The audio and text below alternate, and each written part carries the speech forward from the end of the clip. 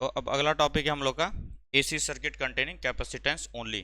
अभी तक हम लोगों ने क्या देखा कि रेजिस्टेंस लगाया पहले, फिर से क्या लगाया, इंडक्टेंस लगाया था, इंडक्टर जिसका इंडक्टेंस एल था।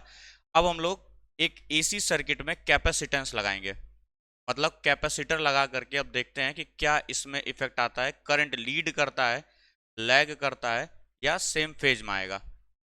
करंट लीड करेगा, लैग करेगा या सेम फेज में आएगा। अभी मैंने क्या किया, E is equal to e not sine omega t का वोल्टेज दिया इसे, और कैपेसिटेंस में मान लेता हूँ कितना है, कैपिटल सी है, और किसी इंस्टेंट टाइम टी पर इसमें करंट कितना जा रहा है, आई करंट जा रहा है इसके अंदर, ठीक है ना। करंट आई इसके अंदर जा रहा है किसी भी एक पर्टिकुलर इंस्टेंट पे। चलो अब आगे देखा जाए। तो हमको पता है कि यहाँ पर जब भी करंट यहाँ से फ्लो होगा चार्जेस स्टोर होंगे। कैपेसिटर में क्या होता है, चार्ज स्टोर होता है। पोटेंशियल डिफरेंस कितना होता है, V इक्वल्स क्यू बाई सी होता है, सही है। यहाँ पे तो यहाँ से क्या हो जाएगा, Q is equal to c into v, और हमें पता है कि ये पोटेंशियल और ये पोटेंशियल सेम है, ठीक। तो Q इक्वल्स हो जाएगा C into epsilon naught sine omega T. अब क्योंकि हमें ईएमएफ दिया गया है और मुझे करंट निकालना है, और करंट मुझे पता है क्या होता है, रेट ऑफ चेंज ऑफ या rate of flow of charge. Rate of flow of charge, एक सेकेंड में कितने चार्ज फ्लो कर रहे हैं उसी को हम लोग करंट बोलते हैं। तो अब करंट कैसे निकालूंगा, देयरफॉर करंट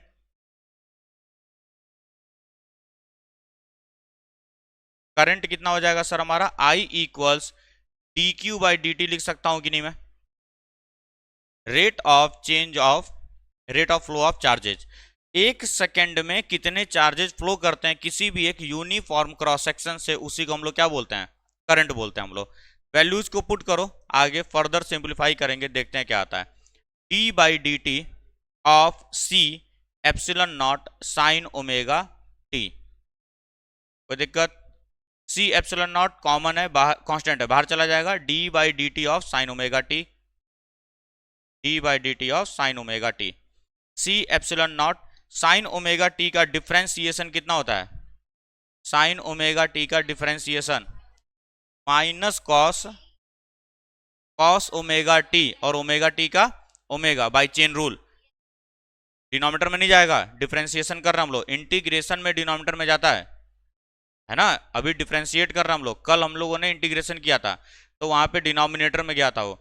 चेन रूल क्या बोलता है कि सबसे पहले साइन का डिफरेंशिएशन होगा, साइन का क्या होता है, कॉस होता है, और जो एंगल होगा वो एज इट इज उतारते हैं हम लोग, क्या होगा, cos omega t, angle as it is आएगा। फिर आगे बढ़ेगा ऑपरेटर, किसको देखेगा, ओमेगा टी को, तो ओमेगा कांस्टेंट वैल्यू है, बाहर जाएगी, और D by d t of T, D T by d T 1 आता है, ठीक है, ये हो जाएगा। सर मैं इसको लिख सकता हूं omega c epsilon naught cos omega t. इसको थोड़ा सा और अगर हम लोग छोटा करें, इसको थोड़ा सा सिंप्लीफाई करें अगर हम लोग, तो यहां पर आ जाएगा therefore I equals, epsilon not को मैं ऊपर रखता हूं मींस पोटेंशियल को, और जब ये ओमेगा सी नीचे जाएगा तो क्या 1 अपॉन ओमेगा सी बनाएगा कि नहीं, 1 अपॉन ओमेगा सी बनाएगा। कोई दिक्कत है इसमें, कोई आपत्ति, अरे न्यूमरेटर है ना, न्यूमरेटर जाएगा तो डिनोमिनेटर का डिनोमिनेटर बनाता है वो, तभी तो उछल करके ऊपर जाएगा। पढ़े हो गए ये बात कि अगर a by b whole divided by c by d है तो ये सबसे ऊपर जाता है और ये यहाँ पे जाता है। तो अगर कोई चीज न्यूमरेटर में है तो वो डिनोमिनेटर का भी डिनोमिनेटर बनता है जा करके। ये हम लोग बेसिक सी चीज पढ़ के आए बचपन में। बाकी आगे क्या है सर, कॉस ओमेगा टी, इसके बारे में अभी बाद में चर्चा की जाएगी, पहले कॉस ओमेगा टी के बारे में बात कर लेते हैं। हमने इनपुट किस में दिया था, साइन ओमेगा टी में, हमें आउटपुट किस में मिल रहा है, कॉस ओमेगा टी में। क्या सही है, क्या कंपैरिजन हो पाएगा, नहीं हो पाएगा। तो सर हमें इस कॉस को भी किसका फंक्शन, साइन में कन्वर्ट करना पड़ेगा। साइन में हमने दो चीजें पढ़ी हैं, एक पढ़ा है हमने sine 90 minus theta is equal to cos theta, और एक पढ़ते हम लोग sine 90 plus theta is equal to cos theta. अब दोनों में से कौन सा यहां पे यूज किया जाए, क्योंकि कल कैपेसिटेंस के केस में हम लोगों ने 90 माइनस थीटा ऑलरेडी यूज कर लिया है, 90 माइनस थीटा हमने ऑलरेडी यूज कर लिया है, तो अब हम लोग क्या यूज करेंगे 90 प्लस थीटा, जिसको हम लोग कॉस थीटा लिख सकते हैं। तो कॉस थीटा को मैं लिख सकता हूं sine 90 plus theta. 90 means π/2 radian, 90 means π/2 radian. तो इसको मैं लिख सकता हूं एप्सिलॉन नॉट बाई 1/ओमेगा c, और इसको लिख सकता हूं मैं साइन π/2 प्लस ओमेगा टी। कोई आपत्ति? कोई आपत्ति हो तो बोलो, नहीं होना चाहिए। अब सर जैसे ही मैंने इसको देखा तो क्या ये मैक्सिमम करंट का काम कर रहा होगा कि नहीं? मैक्सिमम करंट का काम कर रहा होगा, जिसको मैं बोलूंगा I equals I not sine omega t plus π/2 लिख दूं। a प्लस बी और b प्लस ए बराबर ही होता है, ठीक है। ओमेगा टी को आगे लिखा, π/2 को पीछे लिखा। ये हमारे करंट की वैल्यू आई है, वेयर वेयर आई नॉट क्या हो जाएगा सर हमारा ई नॉट बाई 1/ओमेगा c, ये होगा, जो कि हमारा क्या है मैक्सिमम करंट है। क्या है हमारा मैक्सिमम करंट। और हमको एक बात पता है कि सर करंट हमेशा क्या होता है वोल्टेज अपॉन में रेजिस्टेंस होता है कि नहीं। इसका मतलब ये रेजिस्टेंस का काम कर रहा है इन दिस सर्किट, इस सर्किट में ये रेजिस्टेंस का काम कर रहा है, इसीलिए इसका नाम देते हैं हम लोग कैपेसिटिव रिएक्टेंस। वहां क्या नाम देते हैं इंडक्टिव रिएक्टेंस, और रेजिस्टेंस के केस में रेजिस्टेंस ही बोलते हैं, रजिस्टर के केस में क्या बोलते हैं रेजिस्टेंस।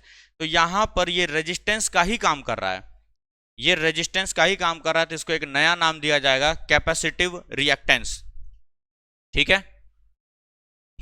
1/ओमेगा c को हम लोग बोलते हैं XC से रिप्रेजेंट करेंगे और इसको बोलेंगे कैपेसिटिव रिएक्टेंस, जो कि क्या होता है एनालॉगस ऑफ रेजिस्टेंस होगा। रेजिस्टेंस का एनालॉगस है सर, ये रेजिस्टेंस का एनालॉगस है। कॉपी करो फटाक से इसको। अगली हेडिंग डाल लेना फेजर डायग्राम, अगली हेडिंग डालना फेजर डायग्राम।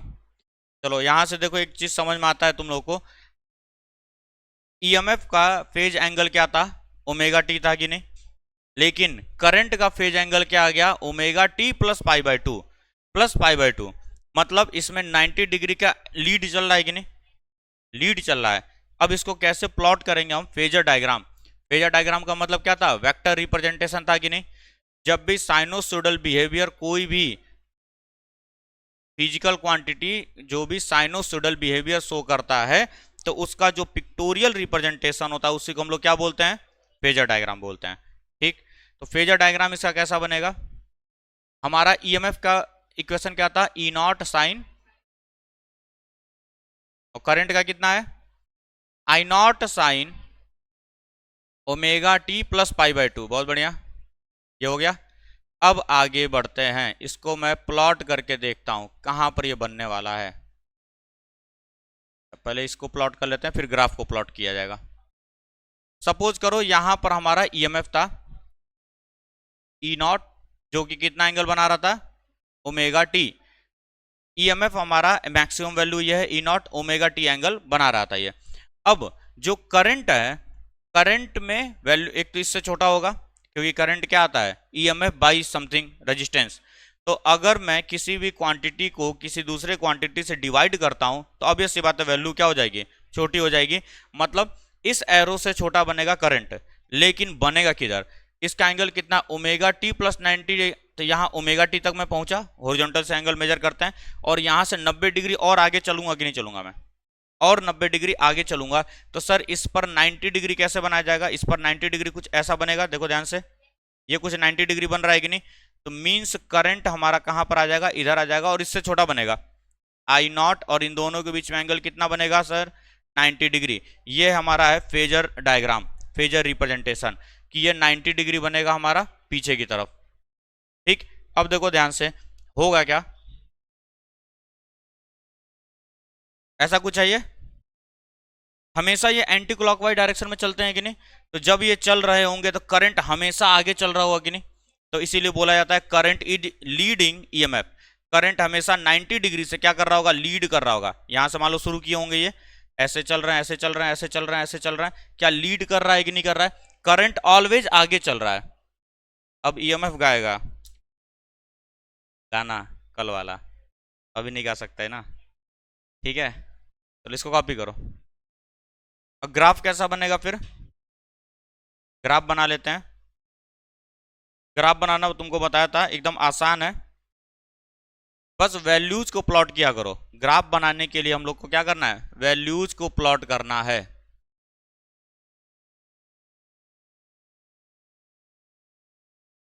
सपोज ये हमारा ओमेगा टी वाला एक्सिस था और ये हमारे देता है ये ईएमएफ और करंट, दोनों को सेम डायग्राम में प्लॉट कर रहे हैं। ईएमएफ हमारा ऐसे चलेगा क्योंकि साइनोसोडल बिहेवियर है। ईएमएफ ऐसे चलेगा हमारा 0 टाइम पीरियड टी और half time period T by 2। Current अब कैसे चलेगा, ध्यान से समझो, करंट कैसे चलेगा। कल याद होगा यहां से चला था, ऐसे चल करके आया था क्या, जहां पर ये मैक्सिमम हो रहा था वहां पे इंडक्टेंस मिनिमम हो रहा था। सेम वही केस देखो, अभी फिलहाल के लिए यहां पर अगर मैं बैठा रहूंगा, इस पर्टिकुलर पॉइंट पे जब मैं बैठूंगा सर, तो ओमेगा टी की वैल्यू कितनी, 0। जाना हो, जाओ जाओ जाओ जाओ जाओ जाओ। ओमेगा टी की वैल्यू कितनी है, 0 है, ठीक है। तो जब मैं यहाँ 0 पुट करूंगा तो साइन कितना हो जाएगा, 90। तो मतलब करंट कहां पर होगा, मैक्सिमम पे होगा कि नहीं होगा, और उसकी वैल्यू कितनी होगी, साइन 90 की वैल्यू 1 होती है। डेट मीन्स यहां पे कहीं पे करंट होगा, बाद में प्लॉट किया जाएगा, अभी रुक जाते हैं। यहां पर जब मैं पहुंचूंगा तो ओमेगा टी की वैल्यू कितनी होगी सर, 90 डिग्री। मान लेता हूं अभी मैं 360 डिग्री पे ही चल रहा है, ओमेगा टी को मैं मान लेता हूं 360 डिग्री पे चल रहा है। डिपेंड करता है, कल को क्वेश्चन में अलग वैल्यू भी दे सकती हो, लेकिन अभी समझने के लिए हम लोग ये मान के चलेंगे 360 डिग्री का ये पूरा साइकिल है, 180 डिग्री 90 डिग्री 90 डिग्री हुआ। जब 90 डिग्री में यहां पुट करूंगा तो 90 प्लस 90 180, 180 कितना होता है साइन में, साइन 180 0 होता है। मीन्स यहाँ पे कहीं पॉइंट बनेगा हमारा, यहाँ पर आओ, यहाँ पे कितना होता है, पाई, पाई होता है, अरे होगा पाई, यहाँ पे पाई होगा, यहाँ पे 3 पाई/2, यहाँ पे 2 पाई, यहाँ पे पाई है। पाई प्लस पाई/2, एक में आधा जोड़ेंगे तो कितना होता है, 1.5 होता है, मतलब 3 पाई/2, 3 पाई/2 का मतलब 270 डिग्री। साइन 270 कितना होता है, -1 होता है। साइन 270 कितना होता है, -1 होता है। अरे वो तो दिख रहा है यहाँ पर भी -1 होगा। मीन्स इस पर्टिकुलर पॉइंट पे -1 वैल्यू आएगा, कुछ यहां पर आएगा कि नहीं वैल्यू। जैसे मैं यहां पहुंचूंगा 3 पाई/2 पर, 3 पाई/2 प्लस पाई/2 कितना हो जाएगा, 360 डिग्री। 3 पाई/2 प्लस पाई/2 270 प्लस 90 360 डिग्री। साइन 360 कितना हो जाता है, 0 हो जाता है। डेट मीन्स पॉइंट यहां मिलेगा। तो कुछ हमें ट्रेजेक्ट्री आइडिया लग गया है, कैसे जाने वाला है, ट्रेजेक्ट्री का आइडिया लग चुका है। सर यहां से ग्राफ जाएगा हमारा कहां पे, ये मैक्सिमम है, मैक्सिमम से कहां जाता है, नीचे की तरफ जाएगा, फिर से क्या होगा, मैक्सिमम होगा, फिर से 0 होगा, फिर से मैक्सिमम होगा। यहीं तक बना रहा हूं मैं ग्राफ, बात समझ में आ गई। ये हमारा ईएमएफ का ग्राफ था, ये हमारा करंट का ग्राफ है, ये हमारा मैक्सिमम वैल्यू है आई नॉट, और ये हमारी मैक्सिमम वैल्यू कितनी, ई नॉट। कोई आपत्ति, यहां तक कॉपी करेंगे फटाक से। ग्राफ प्लॉट करना सबसे आसान है, तुम वैल्यूज को पुट किया करो और उसको डॉट लाइन से शो करो और सारे पॉइंट्स को मिला दोगे तो हमारा ग्राफ रेडी होकर मिल जाएगा, हमें रेडी हो जाएगा ग्राफ वहां से। तो मैं क्या लिख सकता हूं सर, एक्स सी इक्वल्स 1/ωc, और इसी को मैं लिख सकता हूं 2πfc, where f is the frequency of AC source, where f is frequency of AC source, frequency of AC source. AC source का सर ये क्या है, फ्रीक्वेंसी है। अब एक बात बताना, डीसी सर्किट में फ्रीक्वेंसी कितना होता है, डीसी में फ्रीक्वेंसी 0 होगा। डिनोमिनेटर में 0 आया तो मैथ के अकॉर्डिंग पाप हो चुका है, इनफाइनाइट वैल्यू देगा ये, ठीक है। होता अनडिफाइंड है, लेकिन हम लोग यहाँ पे मान के चलेंगे क्या है, बहुत बड़ी वैल्यू देगा ये। तो क्या डीसी को पास होने देगा, यहां पर 0 मैंने पुट किया, 1/0 मीन्स इनफाइनाइट वैल्यू। ये रेजिस्टेंस ही तो है, ये रेजिस्टेंस है जो कि एक कैपेसिटर ऑफर करता है, उसकी वैल्यू इनफाइनाइट हो चुकी है।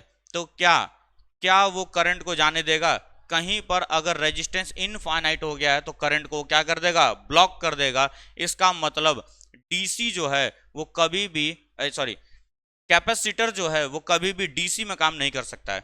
कैपेसिटर कभी डीसी में काम नहीं करेगा। जो पंखे में कैपेसिटर लगाते हो, पंखे में हम एसी देते हैं तो ये काम करता है, डीसी पे काम नहीं करेगा। तो क्या लिखेंगे, in DC circuit, in DC circuit f equals 0 implies that xc क्या हो जाएगा, tending to infinite, equals infinite मत लिखना, टेंडिंग टू इनफाइनाइट होगा, सही है।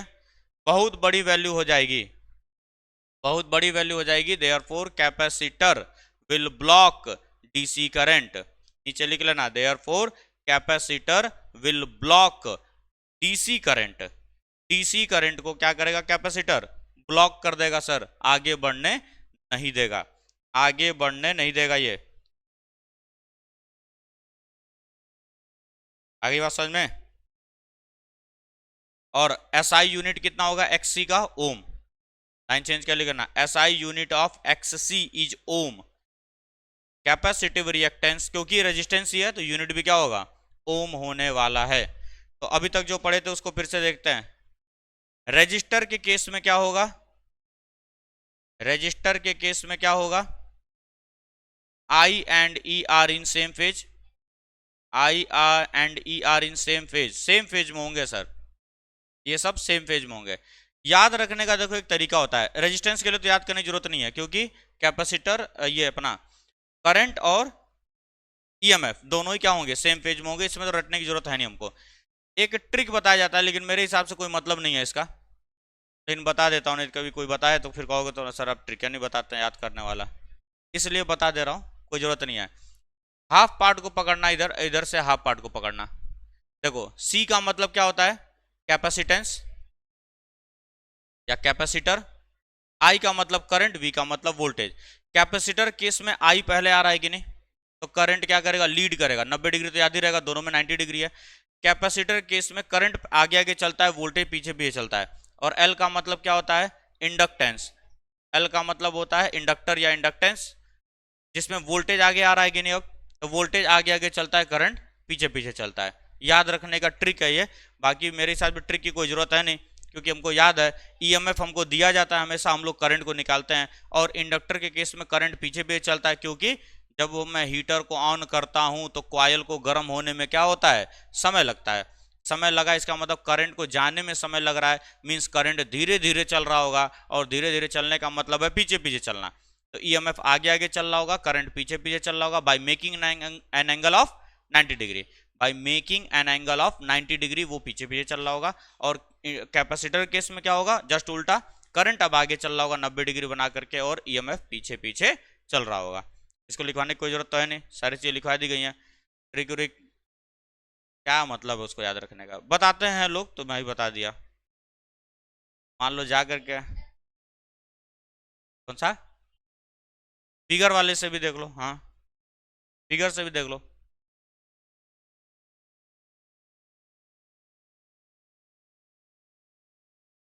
फिगर से क्या था कि ये हमारा इंडक्टर होता है और ये हमारा कैपेसिटर होता है, सही है। अब एक चीज बताओ, इसके अंदर से डीसी का मतलब कांस्टेंट करंट है कि नहीं है। कोई आदमी आएगा, जैसे लूप बना रखा है मैंने, मान लो लूप बनाया हुआ है किसी सर्कुलर का, या फिर मान लो कोई पाइप है बड़ा सा, ठीक है, वो नहर और में लगाया जाता है ना नीचे, बोमा टाइप का जिसमें पानी जाता है, उसमें तुम निकल सकते हो, लेकिन ऐसे लहरा के जा रहे हो तो निकल पाओगे क्या। तो ऐसे अगर तुम गए तो ऐसे तुम निकल सकते हो, लेकिन एसी कैसे चलता है, ऐसे चलता है, क्या फंस रहा है कि नहीं, वो कॉइल्स के बीच में फंस रहा है, तो एसी इधर से नहीं जा पाएगा, डीसी जाएगा। वही चीज हमने पढ़ा भी था, वही चीज हमने पढ़ा था कि इस इंडक्टर के केस में इंडक्टिव रिएक्टेंस कितना हो जाता है, ओमेगा एल होता है कि नहीं, ओमेगा एल मतलब 2 पाई एफ एल।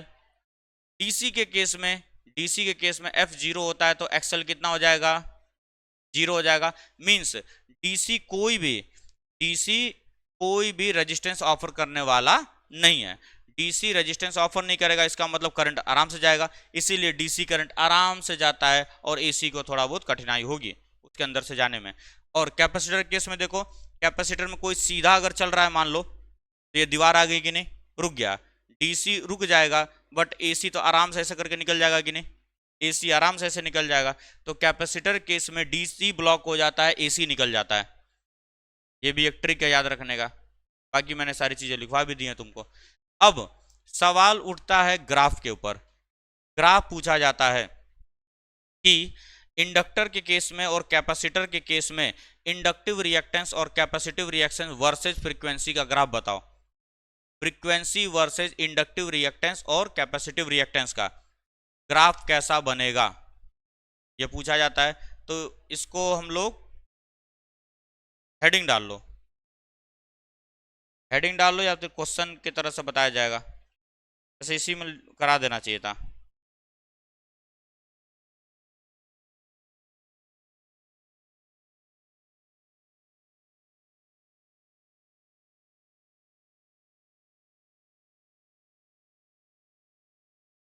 हेडिंग डाल लो current versus frequency graph, current versus frequency graph, current versus frequency graph of resistor comma inductor and capacitor, current versus frequency graph of resistor comma inductor and capacitor. तो बालक क्या करेंगे उसमें, अब हम लोग ग्राफ को अब हम लोग को स्टडी करना है, क्योंकि बोर्ड में पूछा जाता है ग्राफ। ग्राफिकल क्वेश्चन जिस भी चैप्टर में उसको ढंग से करना, क्योंकि ग्राफ पूछे जाते हैं बोर्ड में, सही है। अब एक चीज बताओ, क्या डीसी या रजिस्टर, रजिस्टर फ्रीक्वेंसी पे डिपेंड करता है, और रजिस्टर में हमको पता है कि करंट और ये ईएमएफ अपना सेम फेज में होगा, सेम फेज में होगा तो करंट क्या बनेगा, डीसी में ये अपना रजिस्टर में सबको पता है कांस्टेंट बनेगा, क्योंकि कोई चेंज नहीं आने वाला है, कोई चेंज नहीं आने वाला है। तो रजिस्टर के केस में, रजिस्टर के केस में फ्रीक्वेंसी वर्सेस करंट का ग्राफ जो बनेगा वो क्या बनेगा, कांस्टेंट बनेगा, एक लाइन, सही है। इंडक्टर के केस में जरा आते हैं, इंडक्टर के केस में फ्रीक्वेंसी वर्सेस आई का ग्राफ देखते हैं जरा। इंडक्टर के केस में, क्योंकि यहाँ कोई अपोजिशन तो मिलेगा, यहाँ पे कोई फेज का चेंज नहीं होने वाला है, तो जितने पे मैं फ्रीक्वेंसी डाल के दूंगा उतने पे हमको मिलने वाला है क्या, करंट। ईएमएफ की अगर फ्रीक्वेंसी हमारी E equals E not sine omega T लिखते हैं, 2πft लिख दे रहा हूं मैं, तो वही करंट भी मिलता है कि नहीं, यहाँ पे करंट भी कितना मिलता है, आई नॉट साइन 2πft मिलता है कि नहीं। तो जितना फ्रीक्वेंसी मैंने दिया था उतना ही करंट भी मिला, डेट्स वाई करंट हमारा क्या होता है, कांस्टेंट होता है। लेकिन इंडक्टर के केस में बाबू जरा ध्यान से सुनना, अब इंडक्टर के केस में हमको पता है एक्सल कितना होता है, ओमेगा एल होता है कि नहीं, ओमेगा एल होता है। तो यहां पे करंट की वैल्यू क्या हो जाएगी, ई बाई एक्सल लिख सकता हूं मैं, ईएमएफ बाई रेजिस्टेंस, और मैं इसको लिखता हूं ई बाई, और इसको मैं 2πfl लिख देता हूं, ये हो जाएगा 2πfl। तो क्या यहां से current is inversely proportional to frequency आ रहा है कि नहीं, और जब भी current is inversely proportional to frequency होता है, या कोई भी क्वांटिटी इनवर्सली प्रोपोर्शनल होती है, तो ग्राफ कैसा बनता है, पहले तो आंख फाड़ फाड़ करके देख लेना, यहाँ एफ लिखा गया है कि 1/f लिखा गया है। अगर यहाँ 1/f लिखा होता तो ग्राफ कैसा बनता, कांस्टेंट लाइन बनेगी, और अगर यहाँ f लिखा गया है that means i is inversely proportional to f है कि नहीं है, i जब इनवर्सली प्रोपोर्शनल टू f है तो ग्राफ कैसा बनेगा, रेक्टेंगुलर हाइपरबोला बनता है, जिसका शेप क्या होता है, इस तरीके से कुछ होगा, बात समझ आ गई। अगर यहाँ मैं 1/f लिख देता तो डायरेक्टली प्रोपोर्शनल हो जाता कि नहीं, डायरेक्टली प्रोपोर्शनल होता तो ग्राफ ऐसे चलता फिर। तो जरूर एक्सिस को देख लेना किसके रिस्पेक्ट में पूछा जा रहा है, क्योंकि कई बार खेल सकता है, एग्जामिनर खेलने के मूड में होगा तो खेल लेगा तुम्हारे साथ, यहाँ पे 1/f लिख करके दे देगा, बोलेगा ड्रॉ, या हाँ ड्रॉ द ये graph of current versus 1/f, या टाइम पीरियड भी बोल सकता है, 1/f को क्या बोल सकता है, टाइम पीरियड भी बोल सकता है, क्योंकि 1/फ्रीक्वेंसी, फ्रीक्वेंसी का ही इनवर्स क्या होता है, टाइम पीरियड होता है, ये भी बोल सकता है कि नहीं बोल सकता है। एग्जामिनर अगर खेलने के मूड में होगा बाबू तो दोनों में से कुछ भी लिख के देगा, तुम्हें वहां पे थोड़ा सा सतर्क होने की जरूरत है कि सर फ्रीक्वेंसी पूछ रहा है या 1/फ्रीक्वेंसी पूछ रहा है, ठीक। कैपेसिटर के केस में आ जाओ, कैपेसिटर के केस में आ जाओ बाबू, कैपेसिटर में आई वर्सेज एफ को देखते हैं जरा। सर कैपेसिटर में हमको पता है एक्ससी कितना होता है, 1/ओमेगा-c होता है, और करंट की वैल्यू क्या होती है, EMF/XC बोल सकता हूं, EMF/रेजिस्टेंस। तो सर यहाँ पे मैं वैल्यूज को जब मैं पुट करूंगा तो क्या होगा, XC का मतलब 1/ओमेगा-c, उछल करके ऊपर जाएगा, क्या मैं इसको 2πfc इंटू एप्सिलॉन लिख सकता हूँ। तो यहाँ से हमें पता चला current is directly proportional to frequency, current किसके प्रोपोर्शनल है, डायरेक्टली प्रोपोर्शनल फ्रीक्वेंसी क्या है? जब डायरेक्टली प्रोपोर्शनल कोई भी चीज होता है तो कहां शुरू होता है? यहां से शुरू होता है। तो कैपेसिटर केस में ऐसा ग्राफ बनता है करंट वर्सेज फ्रीक्वेंसी का। कोई दुविधा? ठीक है, लिख लो इसको भी।